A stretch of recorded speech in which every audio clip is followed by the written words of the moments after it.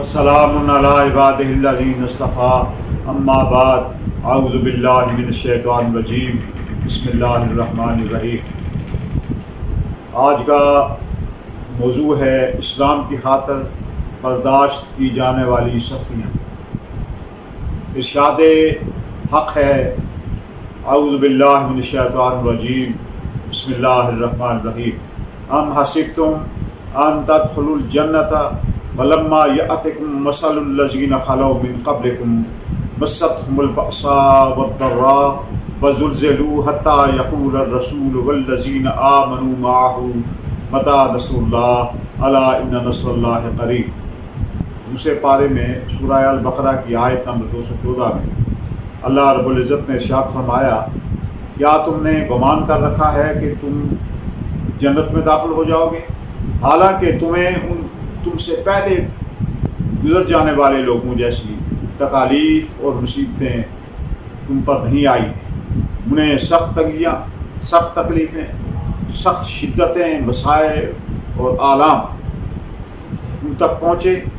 وہ ان آلام اور مصائب کی وجہ سے ہلا کے رکھ دیے گئے، یہاں تک نوبت آ پہنچی کہ اس زمانے کے رسول اور جو ان کے ساتھ ایمان والے تھے وہ کہنے لگے، متی نصر اللہ، یہ اللہ کی مدد کب آئے گی؟ ہم تو اتنی مصیبتوں اور مشقتوں اور اتنی مصائب اور آلام کا شکار۔ اللہ تعالیٰ نے فرمایا، الا ان نصر اللہ قریب، سنو، ہوشیار ہو جاؤ، غور سے سنو کہ اللہ کی نصرت اب تمہارے قریب ہے، اللہ کی مدد اب تمہارے بالکل قریب۔ یہ آیت ہمیں یہ بتا رہی ہے کہ جنت کا حصول اتنا آسان نہیں ہے۔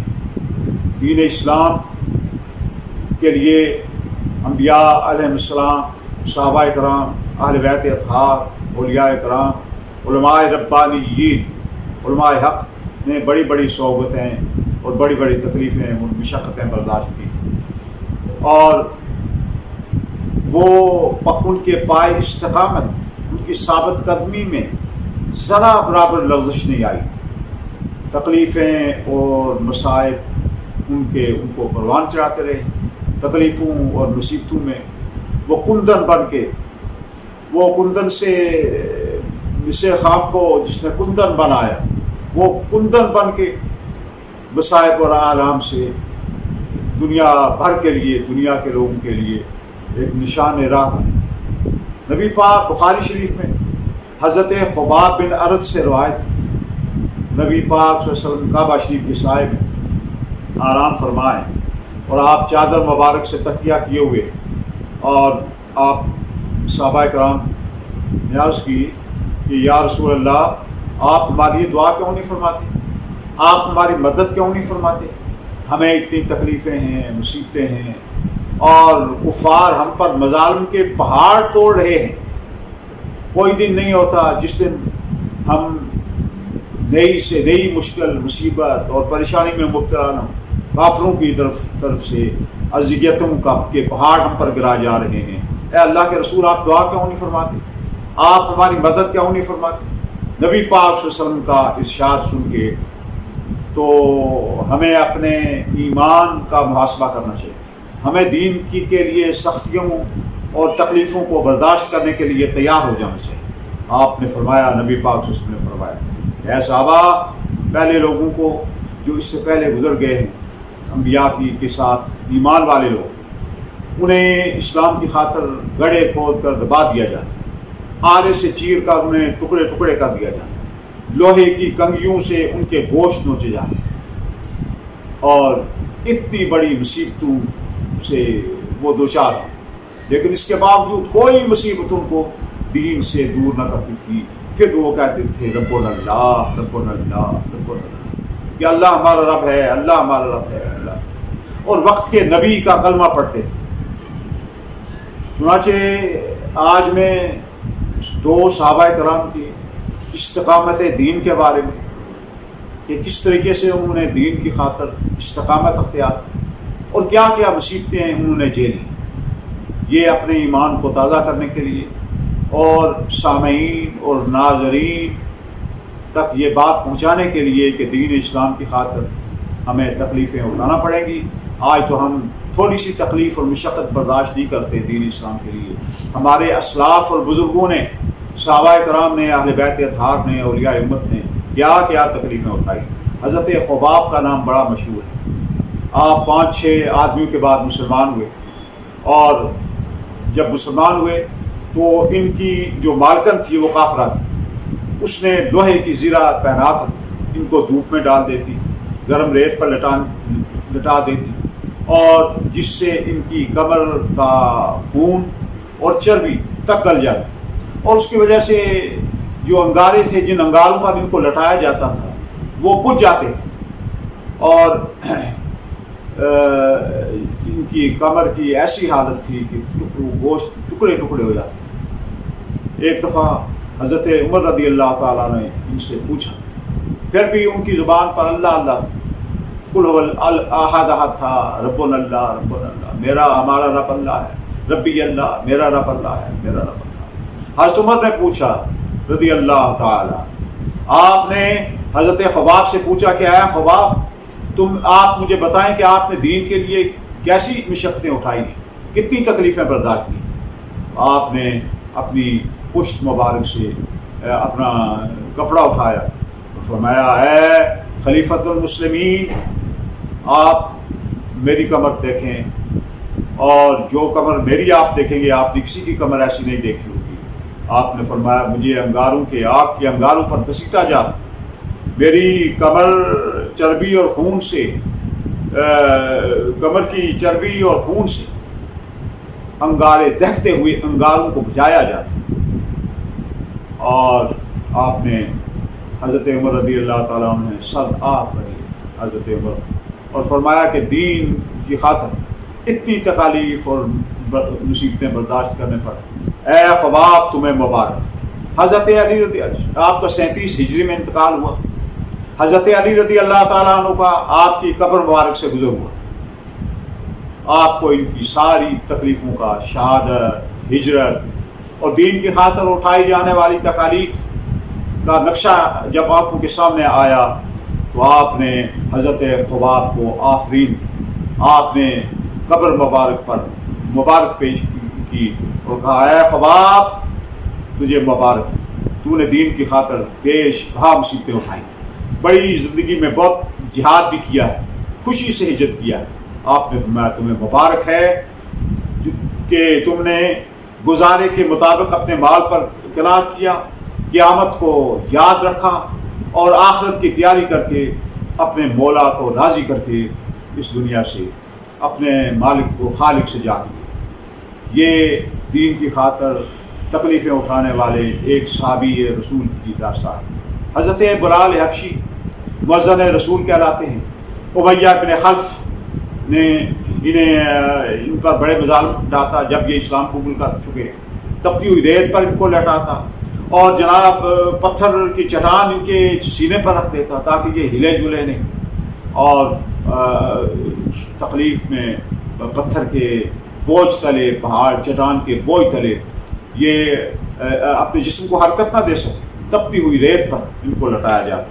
ان کی بھی یہی کیفیت تھی، زبان پر احد احد، اللہ اللہ، اللہ ایک ہے، اللہ ایک. یہی نبی پاک صلی اللہ علیہ وسلم کی محبت کا ترانہ. اور احد احد. ایک امیہ بن خلف جب ان پر ظلم کے پہاڑ ڈھاتا، وہ تھک جاتا تو پھر ابو جہل وہ بھی اسی طرح کرتا. چنانچہ آپ کی زبان پر صرف اللہ اور اللہ کے رسول کی محبت کا ترانہ ہوتا. احد احد اور اللہ کے رسول محمد رسول اللہ، یہ آپ نے ساری نبی پاک صلی اللہ علیہ وسلم نے ان کو اعزاز بخشا، اور مؤذن رسول یہ قرار پائے جہاں کہیں تشریف لے جاتے. حضور کے وصال کے بعد آپ نے مدینہ چھوڑ دیا، اور ایک دن دمشق تشریف لے گئے جہاد کے سلسلے. سرکار نے رسالت باب نے خواب میں ایک دن تشریف لائے، اور آپ نے فرمایا کہ وہ میرے عاشق رسول بلال، وہ میرے مسجد نبوی کے مؤذن، کیا کتنی زیادتی ہے کہ تم ہمارے پاس نہیں آ رہے ہو، ہمیں چھوڑ کے، مدینہ چھوڑ کے تو شام جا چکے ہو. حضرت حسنین جناب امام حسن امام حسین نے بھی حسن و حسین حسنین جنہیں کہتے ہیں حسنین کریمین، انہوں نے بھی خواہش کی کہ آپ تشریف لائیں، چنانچہ آپ تشریف لائے مدینہ منورہ۔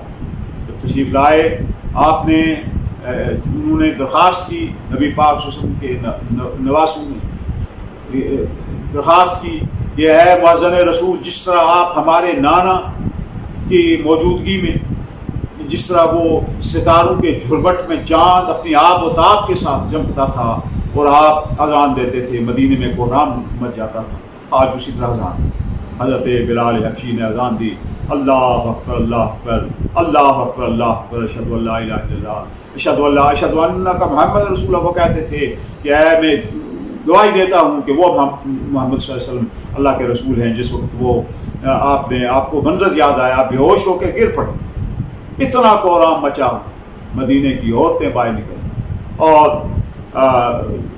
لوگوں کو وہ یاد تازہ ہو گئی حضور صلی اللہ علیہ وسلم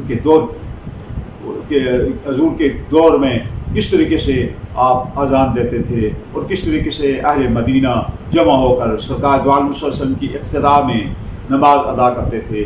آپ نے جب اذان دی تو ایک وہ اس یاد نبی پاک صلی اللہ علیہ وسلم کے زمانے کی یاد تازہ ہو گئی، عورتیں باہر نکل آئیں، آپ پھر کچھ دن رہ کے پھر دمشق تشریف لے گئے اور آپ وصال پا گئے۔